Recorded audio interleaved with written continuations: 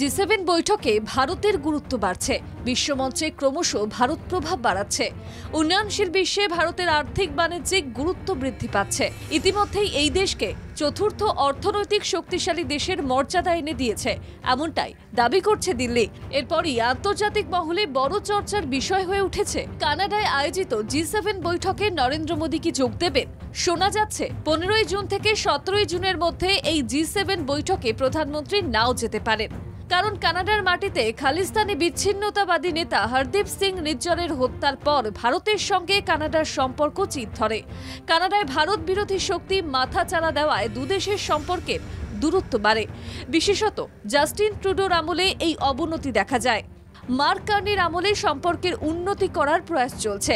এবছর আলবার্টার কানানাস্কিসে এই জি7 নেতাদের শীর্ষ সম্মেলন হওয়ার কথা। দক্ষিণ আফ্রিকা, ইউক্রেন, অস্ট্রেলিয়া এই বৈঠকে যোগ দিতে পারে, কারণ তাদের অটোয়ার তরফ থেকে আমন্ত্রণ জানানো হয়েছে। ভারতের কাছেও এই আমন্ত্রণ পত্র এসেছে। কিন্তু প্রধানমন্ত্রী কি এই শীর্ষ সম্মেলনের মঞ্চ আলোকিত করবেন? ভারত কি উদীয়মান শক্তি হিসেবে বিশ্বমঞ্চে সাড়া ফেলতে তৎপর হবে? উত্তর আমেরিকার এই দেশের সঙ্গে সম্পর্কের মেলবন্ধন করতে দিল্লি কি সদর্থক ভূমিকা নেবে? সেই প্রশ্ন বড় করে উঠছে।